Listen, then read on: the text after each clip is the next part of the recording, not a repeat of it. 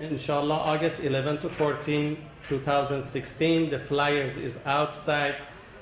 And Sayyid mentioned that we need help from you people because the cost of that trip, it is more than 200, actually it is almost 340, 330, something like that, but they charge the people that they want to participate much less than the real amount. We need your help, we need your support, and if you can make them happy, that would be really appreciated. با سلام خدمت شما خواهران و برادران عزیز. اول میلاد با سعادت همشیره گرامی حضرت آقا علی ابن موسی رضا بانو فاطمه معصومه رو خدمت پدر ایشان موسی بن جعفر، خدمت فرزند ایشان حضرت حجت ابن الحسن المهدی عجل الله تعالی فرجه الشریف و شما حضار محترم تبریک عرض میکنم.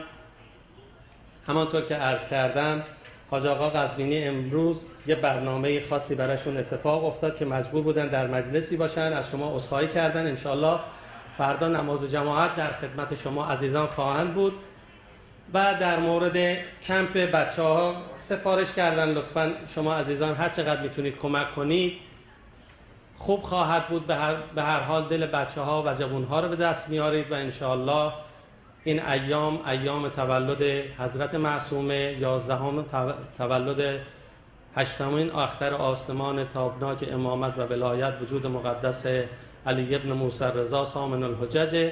انشاءالله در این ایام مبارک و تبرک سعی کنیم دلها رو شاد کنیم. من به جهت این که همیشه عرض میکنم این ایام عوامل خاصی داره و اعمال خاصی داره. امشب شب اول ماه هست، از امشب به عنوان 40 شب نیت کنین انشاءالله سوره هجر، سوره واقعه، سوره یاسین، سوره فجر به مدت 40 شب هر شب بخوانید. انشاءالله حاجتتون رو بگیرید. یکی از حاجتاتون انشاءالله فرج نازنین آقا امام زمان باشه و به یاد دیگر عزیزان باشیم. صلوا علی محمد و آل محمد.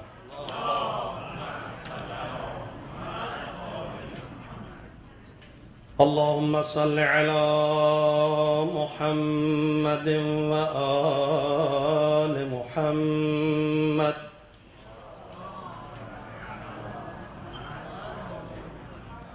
أعوذ بالله من الشيطان الرجيم.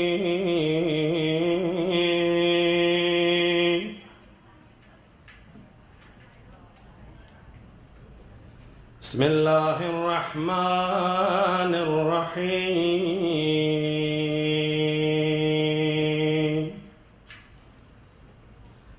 وإذ قال إبراهيم رب اجعل هذا البلد آمنا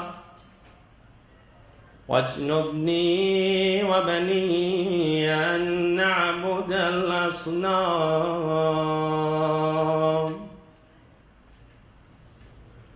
رب إنهن أضللن كثيرا من الناس فمن تبعني فإنه مني ومن عصاني فإنك غفور رحيم.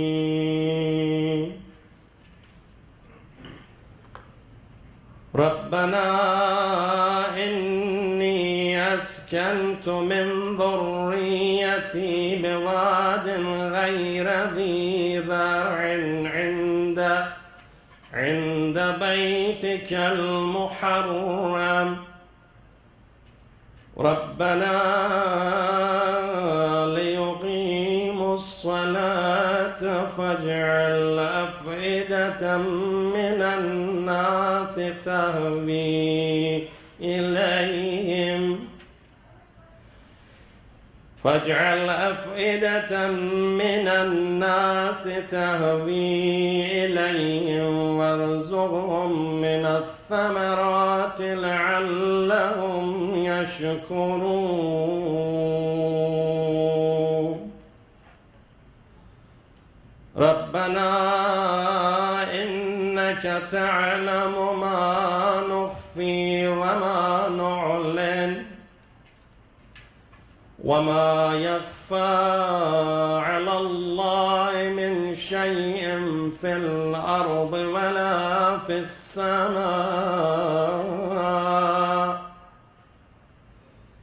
الحمد لله الذي وهب لي على الكبر إسماعيل وإسحاق إن ربي لسميع الدعاء.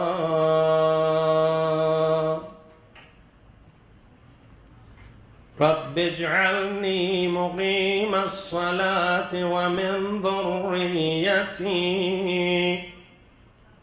ربنا وتقبل دعاء. ربنا اغفر لي ولوالدي وللمؤمنين يوم يقوم الحساب. ولا تحسبن الله غافلا عما يعمل الظالمون إنما يؤخرهم ليوم تشخص فيه الأبصار. صدق الله العلي العظيم.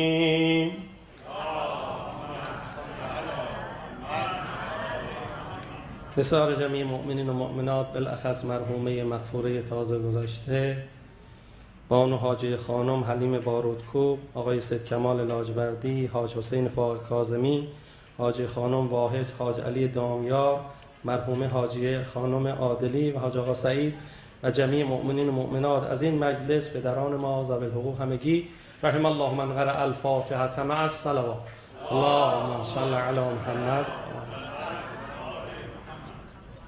بسم الله الرحمن الرحیم. الحمد لله رب العالمین الرحمن الرحیم مالک یوم الدین. ایاک نعبد و ایاک نستعین اهدنا الصراط المستقیم صراط الذین انعمت علیهم غیر المغضوب علیهم ولا الضالین. بسم الله الرحمن الرحیم. قل هو الله احد الله الصمد لم یلد ولم یولد ولم یکن له کفوا احد. عزیزانی که اگر تشریف به ایران میرن یا میخوان تشریف ببرن یا کسی رو سراغ دارن، یه پاکت نامه هست، اگر محبت کنید این پاکت نامه رو ببرین ممنون میشم. دومی مطلبی که میخواستم خدمتتون عرض کنم، خیلی متشکرم خانم، اینه که روزهای سه‌شنبه شب دعای توسل اینجا برگزار میشه. از شما عزیزان درخواست میشه انشاءالله تشریف بیارید که حداقل چراغ این مسجد انشاءالله روشن باشه در چند شب متفاوت. یکی از اون شبها شب سه‌شنبه شب چهارشنبه از ساعت 8 تقریبا وقتی که نماز و جماعت انشاءالله میخونیم و بعدم به مدت ربع ساعت یا 20 دقیقه دعای توسل. اگر محبت کنید حضور به هم برسونید از همه شما متشکر خواهیم بود. Without any further ado, I will invite Haj Said Mehdi Qazvini to the podium with a loud salawat. اللهم صل على محمد.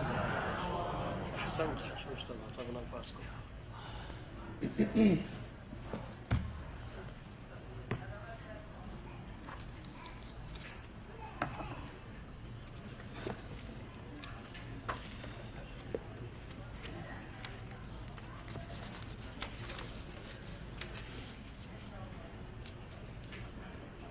السلام عليكم ورحمة الله وبركاته. بسم الله الرحمن الرحيم. الحمد لله رب العالمين، والصلاة والسلام على أشرف الأنبياء والمرسلين، حبيب إله العالمين أبي القاسم المصطفى محمد، وعلى أهل بيته الطيبين الطاهرين المعصومين المنتجبين. أعوذ بالله من الشيطان الرجيم. بسم الله الرحمن الرحيم. وإذ قال إبراهيم رب اجعل هذا البلد آمنا واجنبني وبني أن نعبد الأصنام. صدق الله العلي العظيم. وصلوا على محمد وآل محمد. اللهم صل على محمد وآل محمد. Chapter number 14 in the Quran is entitled Ibrahim. It is named after the Prophet Ibrahim ala nabina wa ala alihi afdalus salatu wassalam.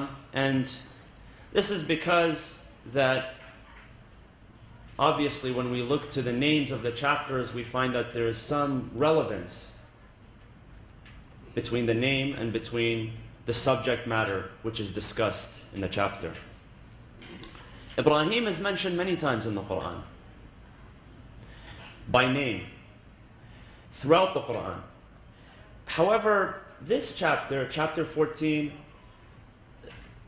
describes a specific episode in the life of Ibrahim. And it does not begin to speak about Ibrahim until almost towards the end. So the verse which begins to speak of Ibrahim is verse number 35, towards the end. And the chapter has a little more than 50 verses.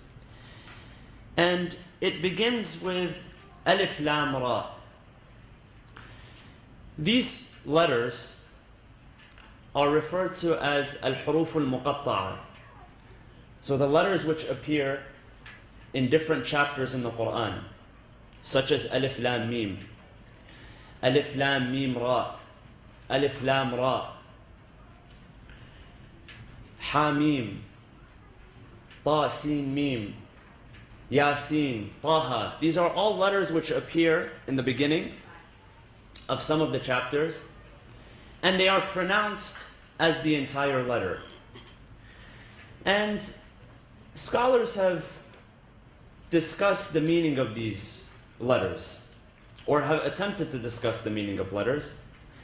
And according to one hadith by Amir al-Mu'mineen al-Imam Ali alayhi salam, he says that every book has a safwa. What's the meaning of safwa? Safwa it's the quintessence of something. And a quintessence is the highly concentrated essence of something. When you're trying to get to the essence of something, this is called safwa. And in the ziyarah of Imam Hussein alayhi salam, the Prophet Adam is referred to as Safwa. As-salamu ala Adam safwatillah. He's referred to as Safwatillah. And because of this, because there has not been given an actual meaning to what these letters refer to or what they imply, there has been speculation. So we have this hadith, and one of the commentaries mentions that only the elite understand the meaning behind these words, or these letters, if you will. That Allah knows the meaning, because of course Allah knows every meaning which is in the book. And according to Surah Al-Imran, chapter number 3, there are meanings which are clear in the book, and there are meanings which are not so clear. So we have ayat, verses which are muhkam, which are clear, and we have ayat which are mutashabah, meaning that the meaning is not so clear. And Allah subhanahu wa ta'ala says in this regard that the meanings, all of them, whether they are clear or unclear, are understood by Allah. But then there are some that are not understood, and they are taken by people with perverse hearts, and they are interpreted in a way which will serve their purpose. Now, among this, I came across an interesting hadith. And this hadith says that there are 7 names which Allah subhanahu wa ta'ala refers to the Prophet Muhammad by. Sallu ala Muhammad wa ali Muhammad. And among those names, 2 of those names are comprised of these letters, al-huruf al-muqatta'a, such as Alif Lam Mim, Alif Lam Ra, so on and so forth. So, what are the 2 which refer to the name of the Prophet? There are 2 which begin, and the chapters are also named after these letters. There are 2, hold on, you have to raise your hand. There are 2, and they refer to the names of the Prophet. So one of them is what? Taha. And the other one, don't answer this one. The other one? Yasin. So Taha and Yasin. These refer to the names of the Prophet. Okay, and then there are 5 other names of the Prophet. Imam Ali alayhi salam narrates this hadith. narrates this hadith from Rasulullah. So Rasulullah is saying there are 7 names which are mentioned, which refer to him, himself. So Yasin, Taha, what else in the Quran? His name, which is Muhammad. Sallu ala Muhammad wa ali Muhammad. So we have a chapter named Muhammad, right? Another name is Ahmad. And where does Ahmad appear? Ahmad appears once in the Quran. When the Prophet Isa alayhi salam is telling of the Prophet which will come after him, يَأْتِي مِن بَعْدِ اسْمُهُ, what is his name? Ahmad. So this is 4. And then one of them appears in Surah Al-Jinn and also appears in Surah Al-Isra. In the first verse of Surah Al-Isra, سُبْحَانَ الَّذِي أَسْرَى بِعَبْدِهِ. So Abdullah. Abdullah is also the name of the Prophet mentioned in the Quran. And then there are, so how many? That's 5. Okay.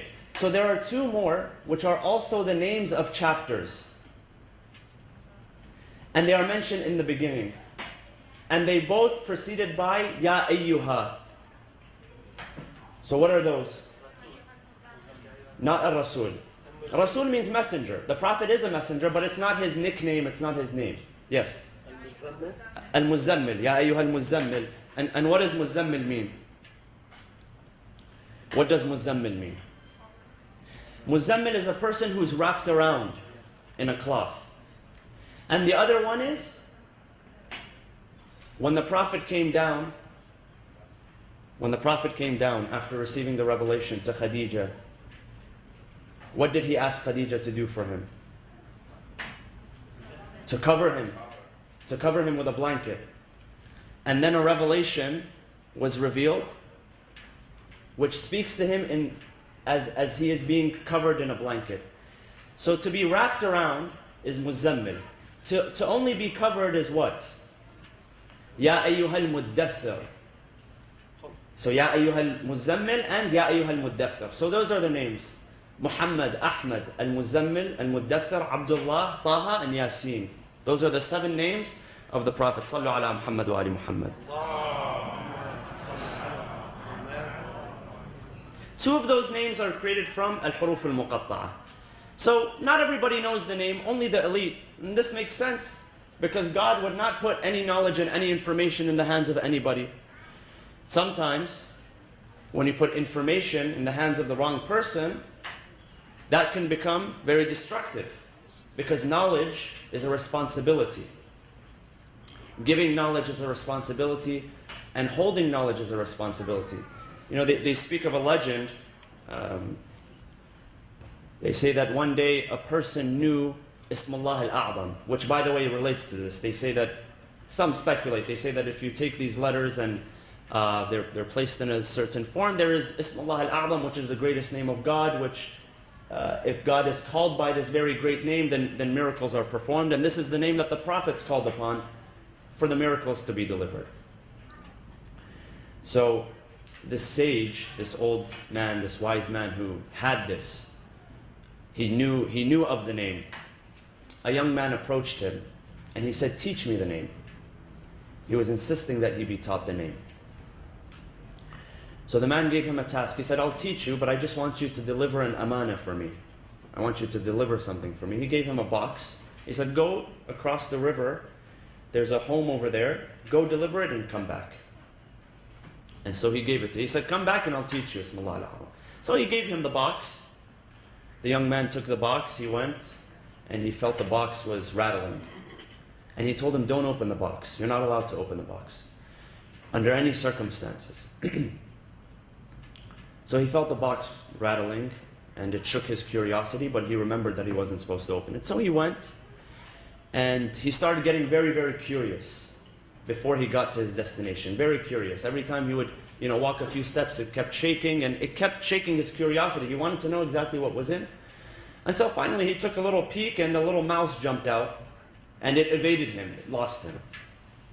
And so he went back to the old man, to the wise man, and he told him about his situation, and the man told him, "I asked you to deliver a mouse to the other side of the river, and I couldn't trust you with a mouse. How do you expect me to trust you with this?" So information, knowledge is a responsibility. And there are some things which Allah subhanahu wa ta'ala, He keeps veiled from us for our own benefit. As human beings, there are certain things which we just don't understand. Why does this happen? Why is this happening in my life? And the answer is beyond your reach sometimes. And sometimes we have to submit to the fact that the answer is beyond our reach. Because if we knew everything in this universe, if we had an answer to everything, what would be the difference between us and God? God is omniscient, meaning that He knows everything. He is Al-Alim, Al-Hakim, Al-Khabir, the all knowledgeable, all wise, all knowing. What would be the difference between Him and us if we had the answer to everything? So as a human limitation, there are some things which we simply do not understand, and this could be one of those manifestations. Al-Huruf al-Muqatta'a, the letters and the words which appear in the beginning of some of the chapters. Now, going to the story of Ibrahim. The story of Ibrahim begins at verse number 35. And verse number 35 says, Bismillah ar-Rahman ar-Rahim, وَإِذْ قَالَ إِبْرَاهِيمُ رَبِّ اجْعَلْ هَذَا الْبَلَدَ آمِنًا وَاجْنُبْنِي وَبَنِيَّ أَن نَعْبُدَ الْأَصْنَامِ. This verse and the following 5 or 6 verses is prayers and requests that the Prophet Ibrahim had from Allah subhanahu wa ta'ala. And they are all answered. They are all answered by Allah. And when he is speaking about, so let me give you the translation. Ibrahim in chapter 35, verse 35, is saying the following.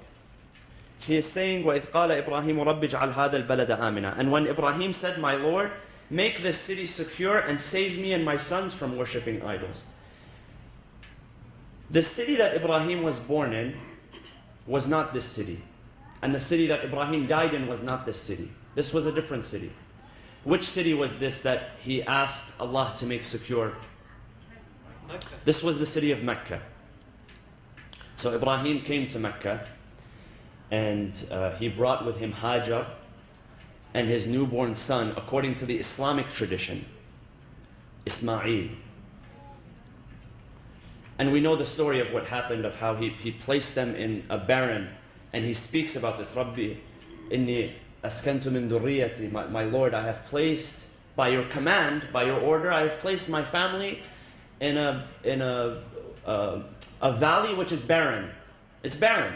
You go there today, for those of you who have performed the Umrah or the Hajj, and Mecca is a barren city.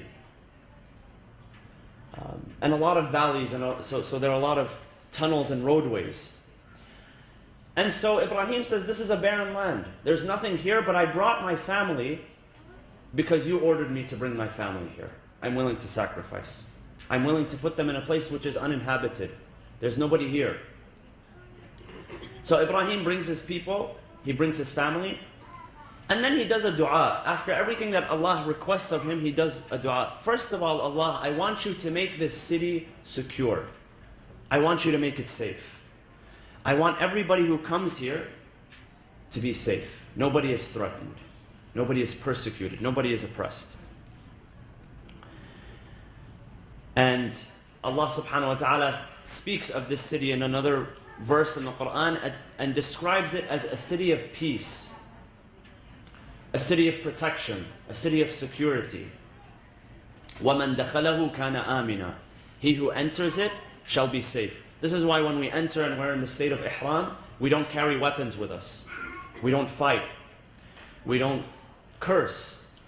We don't push, or let me rephrase that. We're not supposed to do all of those things. We're not supposed to curse. We're not supposed to elbow. We're not supposed to push. It's a safe, secure place. This is what Allah subhanahu wa ta'ala has mandated for the city of Mecca. وَإِذْ قَالَ إِبْرَاهِيمُ رَبِّ اجْعَلْ هَذَا الْبَلَدَ آمِنًا. So he asked for security. He asked for protection because he knew that his family was going to stay there. Because the story has it that Ibrahim left his family there. He left Hajar and Ismail, and they lived there, and he returned back to the land of Palestine. And that's where he passed away, and that's where he is buried. Whereas his son, Ismail, is buried where? Where is he buried? If you look at the Kaaba, if you visualize the Kaaba, in front of the Kaaba, in front of one of the walls, there's something that looks like this. It looks like a crescent shape, which is referred to as what? Hijr Ismail. There, Ismail is buried along with other prophets as well. There are other prophets that came and they're buried there as well. This is referred to as Hijr Ismail. Inside, if you look at the Kaaba, there's something protruding from the wall of the Kaaba. And this is the, what do they call it? The mizab, which is basically what the water flows through. So if there's rain, water flows through, and it's plated with gold. And it's recommended that if you can reach that area, if you're lucky enough not to be pushed and elbowed and you reach that area, that to pray for yourself and to pray for your family members and your loved ones and to offer 2 units of prayer, if you're able to. Because it's one of the special places, among the many special places that Allah subhanahu wa ta'ala has allowed us to perform supplication, and that it is answered quickly. So he prayed for the security of this place. And he also said in the same verse that I want security for the city, and oh Allah, I also want that you save us from worshipping idols. And this is something, because he prayed for himself and he prayed for his offspring. And so there were people of the offspring of Ibrahim that never worshipped an idol. They never prostrated to an idol. And among those is the family of the Prophet. The Prophet, his father, his grandfather, and his ancestors going up to Ibrahim. They were people who were known as Hunafa. The Hunafa were the monotheists. People who never prostrated to an idol. So this was something which this was a prayer which God answered for Ibrahim. That some of his dhurriyyah, some of his progeny would never bow down to idols. They would not prostrate to the idols. Another thing that he asked for before that, he says in the next verse about the idols. He says, Rabbi innahunna adlalna kathiran min al-nas. Innahunna. Those are 2 words, placed as 1 word. Inna means, it can mean a number of things. The word inna can mean something has happened. So something has happened, inna. It can also mean verily, surely something has happened. This is a particular word, inna hunna. Hunna means they, but what form is it? If you know the Arabic language. It's female form. When you see the noon which comes after, so hunna, kunna, that noon is referred to as what? It's referred to as noon al-niswa. So to address females, such as in Surah Al-Ahzab, chapter 33, Ayat al-Tathir. Ayat al-Tathir, Allah subhanahu wa ta'ala begins the verse by addressing the wives of the Prophet. Only the wives of the Prophet. And this is why it's in the female form. Ya nisa al-Nabi, لَسْتُنَّ كَأَحَدٍ مِّنَ النِّسَاءِ. This is the verse that comes after. That verse, Ayat al-Tathir, begins with the female version, the female form, and also ends. But in the middle, it addresses a group of females and males. And that's why the verse reads in Ayat al-Tathir, إِنَّمَا يُرِيدُ اللَّهِ. He didn't say لِيُذْهِبَ عَنْكُنَّ, because if he said عَنْكُنَّ, he would be continuously speaking to the wives of the Prophet, only the wives. He said عَنْكُمْ, meaning that there are men involved in this group of Ahlul Bayt. عَنْكُمُ الرِّجْسَ أَهْلَ الْبَيْتِ وَيُطَهِّرَكُمْ تَطْهِيرًا. Ibrahim is saying about the idols. He's saying, oh Allah, I do not want to worship the idols. I don't want my children to worship idols. Why? Rabbi innahunna adlalna kathiran. They, in the female form, have misguided many people. Why in the female form? Why were the idols referred to in the female form? Anybody know? Because the polytheists believed that the idols were the daughters of God. They believed in a God, but they also believed that God had daughters. And the idols were the daughters of God. They thought of them as female. And that's why they had female names.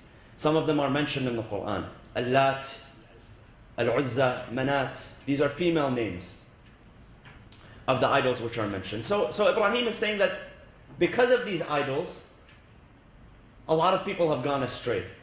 A lot of people are lost.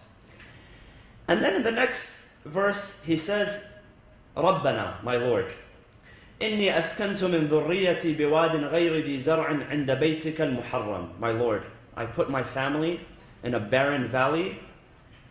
But what is significant about this barren valley, what's special about it, is that your home is there. عِنْدَ بَيْتِكَ الْمُحَرَّمِ. رَبَّنَا لِيُقِيمُوا الصَّلَاةِ, so that they establish prayer. فَاجْعَلْ, because of this, فَاجْعَلْ أَفْئِدَةً مِّنَ النَّاسِ تَهْوِي إِلَيْهِمْ. Let the hearts of the people be inclined to them. Let them be noticed. Make this a place that is going to be remembered, that people will come back to. So Ibrahim at this time is doing dua that a lot of people will come to this place. It won't just be left alone. And you see now how millions of people, year-round, they flock to this place. Regardless of who is ruling, regardless of any of that. The city of Mecca itself, and the fact that people go to it and their hearts are inclined towards it, is a response in part to the dua of Ibrahim that he had with his Lord. فَاجْعَلْ أَفْئِدَةً مِّنَ النَّاسِ تَهْوِي إِلَيْهِمْ. And then there's something which is special here. وَارْزُقْهُم مِّنَ الثَّمَرَاتِ لَعَلَّهُمْ يَشْكُرُونَ.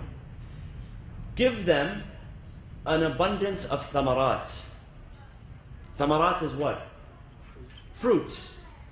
Or that anything which really is edible, which comes from the ground, are referred to as thamarat.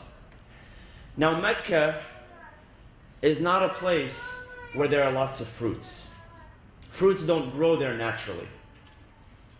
However, if you visit, and this is what some commentators have said, that if you go outside of Mecca, there are cities which are outside of Mecca which carry fruits, which carry different types of food. Different things grow there. One of the commentators says that what you see in the city of Ta'if, and Ta'if is a city which is outside of Mecca, and Ta'if is known for having dates, good weather. So, back then they used to, people would basically work hard so that they can buy a resort place in Ta'if. So it's like getting somewhere in Aspen, Colorado, or somewhere where people can just relax. A vacation spot, basically. And only the wealthy had access to that. Because it was beautiful, it was lush, the weather was nice, and there was a lot of dates and fruits growing on the trees. And so one of the commentators, he says that what you see, it being so lush today, is actually a response from God to the dua of Ibrahim. That Ibrahim prayed that there would be fruits, and so there were fruits. Not inside Mecca, but outside of Mecca. And Ta'if is very special. It's a very special area. Because Ta'if, just to give you a little bit of a background of this city, that it was one of the cities that the Prophet visited to do da'wah, to call people to Islam. Because the Prophet himself didn't, when he was in Mecca and Medina, he didn't stay inside of the city all of the time. He would actually leave, sometimes for a few days, sometimes for a few weeks, sometimes it was a battle or an expedition, but sometimes the Prophet would travel by the command of God simply to call people towards Islam or to gain support. So when the Prophet traveled to Ta'if, it was in the year which is referred to as Amul Huzn, the year of sadness. And it was named so because he lost two very special people. One was whom? His wife Khadija. And the other was? Abu Talib. These were his protectors. His wife Khadija, who was a wealthy woman who had given so much of her wealth that there was not enough to pay for her shroud when she died. There was nothing to cover her with when she died. And Abu Talib, who did the same, who gave everything that he could. When they passed away, that's when the non-believers, they began to attack the Prophet again. So the Prophet left. And he began calling upon different tribes and different people to support him. So one of the places that he went to was Ta'if. He knew that there were people there that were wealthy, that were influential, and that perhaps their hearts would be inclined to his message because his message was a pure one. And he went to Ta'if, and he went to a few towns around there, and some of them, they began saying that, when he gave them the message, they said, what's so special about you? Why you? Why not us? Why didn't we receive revelation? Why was it you? And some of them said, you the poor man, the orphan, receiving revelation from God, get out of here. And they chased him out. And some narrations say that the Prophet had a companion with him, Zayd ibn Haritha. Some say that he was alone. So the Prophet reached an orchard where there were different fruits, where there were dates, but the Prophet was tired. So he tied his animal, his camel, to a tree, and he sat underneath a tree that had shade. This orchard belonged to two important men, Utbah and Shayba, and they were not followers of Islam. When the Prophet sat there, they saw him from a far distance. He was resting. So they sent a servant that they had by the name of Addas. They sent him to him. They said, Addas, go check him out. Go see what this person is about. Addas was a young Christian man. So he went and he took some of the grapes and he put them in a platter and he offered them to the Prophet. And as the Prophet reached, he said, Bismillah, in the name of Allah, Bismillah. So when he was giving him the grapes, he said, you're obviously not from around here because this is the first time I hear in the name of God, Bismillah. Nobody calls in the name of God around here. Maybe they call in the name of the goddesses that they have. But they don't call in the name, they don't say Bismillah. So the Prophet asks him, the Prophet now wants to show him who he is. So the Prophet asks him, where are you from? The young man says, I am a Christian and I am from Nainawa. Nainawa is a province in northern Iraq today where the city of Mosul is. The second largest city in Iraq, which is taken over now. This is where Nainawa is. So the Prophet responds to him. He says, in Nainawa is buried my brother, Yunus ibn Matta. Yunus, the Prophet Yunus. And the grave and the mausoleum of the Prophet Yunus up until about a year ago existed. It was completely destroyed.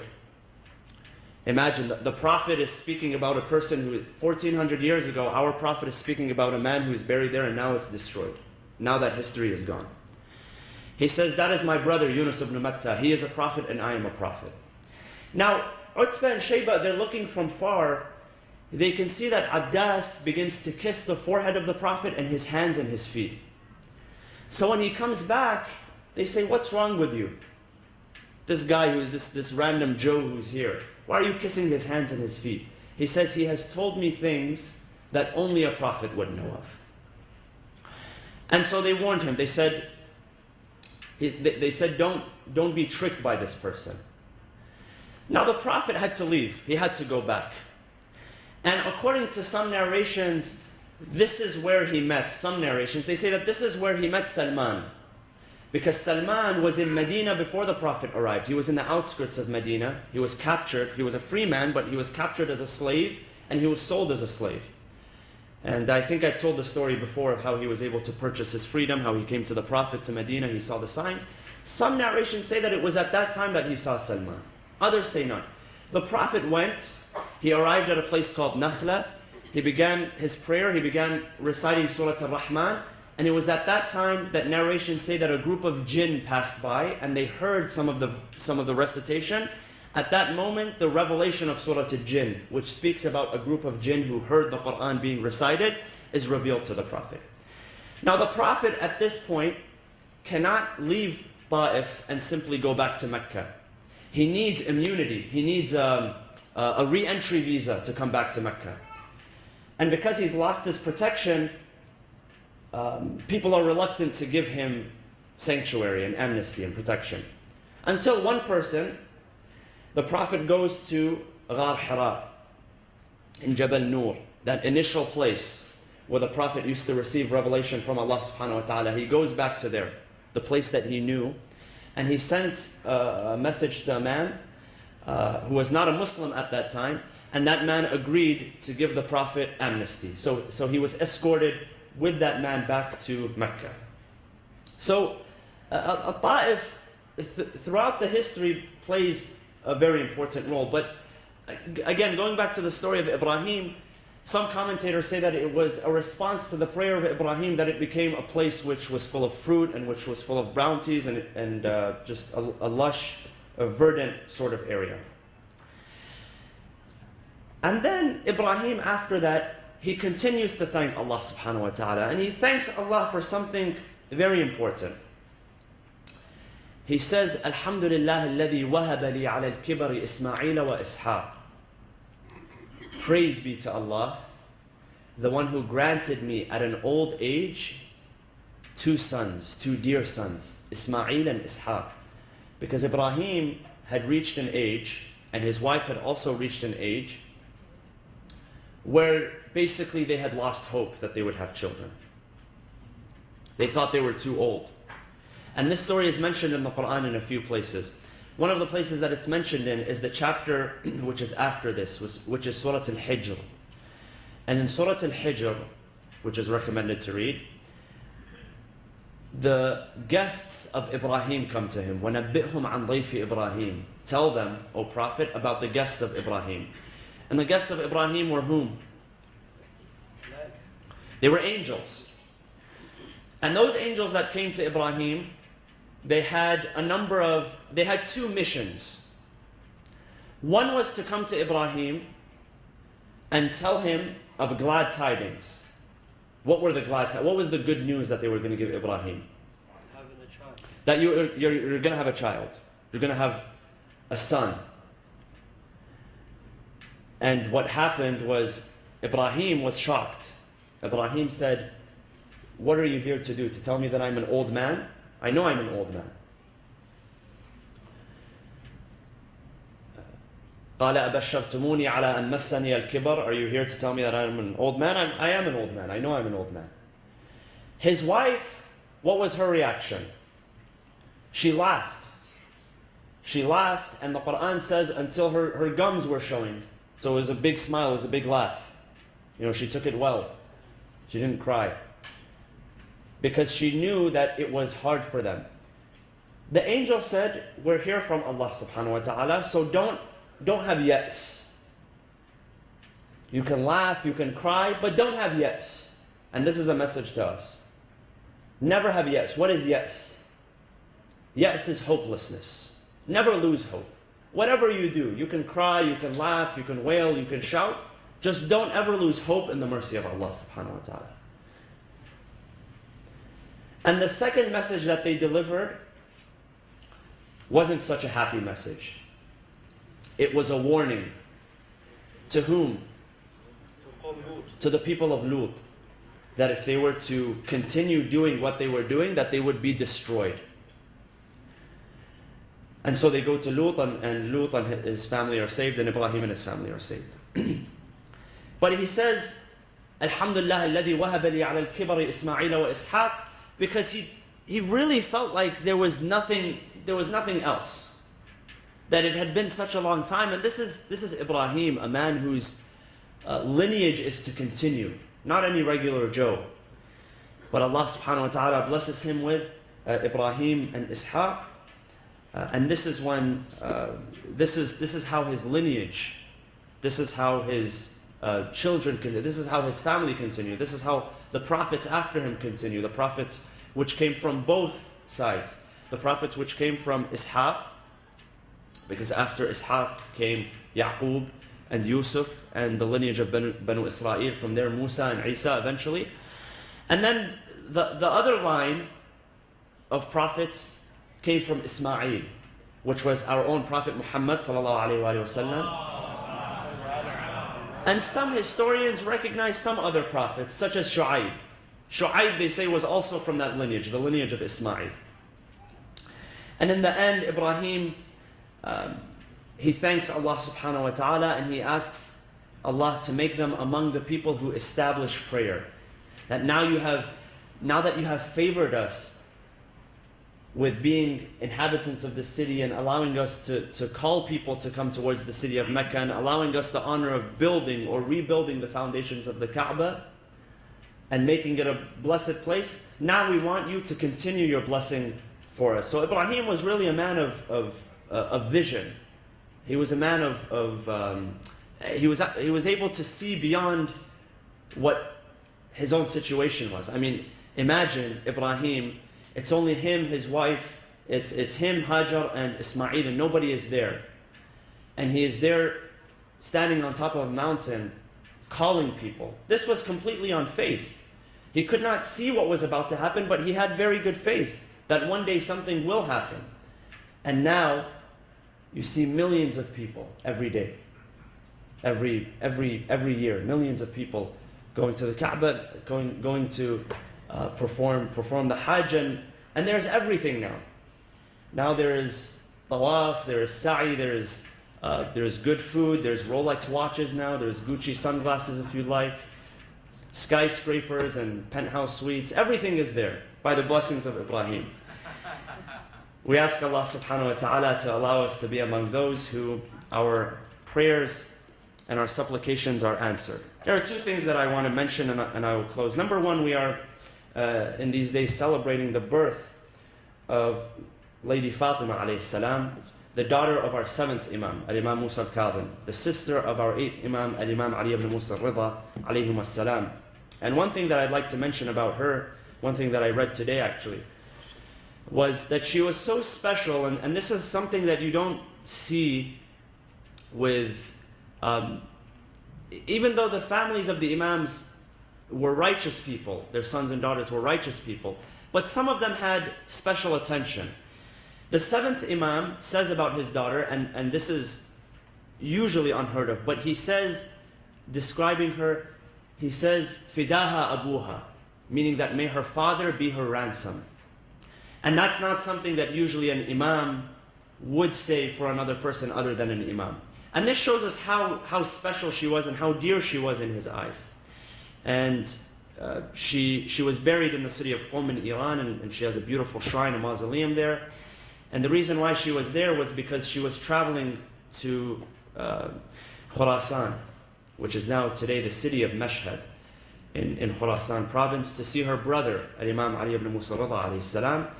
But she got sick on the way, and she stayed in Qom for about 3 weeks. And that's where she passed away, and she was buried, and now it's a place of many blessings and a place of, well, I'm biased, I live there, but it's a place of many blessings, and it's also a place of ziyarah as well. And so we ask Allah subhanahu wa ta'ala to allow us her intercession in the ziyarah. When we read the ziyarah of Sayyidah Fatima alayhi salam, who was also known as Al-Ma'suma, this is a nickname which was given to her. It ends with, Ya Fatima tushfa'i li fil jannah, fa inna laki 'inda Allah sha'nan min ash-sha'n. O Fatima, intercede for us for heaven, because you have a great status in the eyes of Allah subhanahu wa ta'ala. So we ask Allah subhanahu wa ta'ala to make us among those who receive her intercession. Allahumma ighfir lil mu'minina wal mu'minat wal muslimina wal muslimat al ahya'i minhum wal amwat. تابع بيننا وبينهم بالخيرات إنك مجيب الدعوات إنك قاضي الحاجات إنك على كل شيء قدير برحمتك يا أرحم الراحمين وصلى الله وسلم على سيدنا محمد وعلى أهل بيته الطيبين الطاهرين. Brothers and sisters, let me just reiterate that this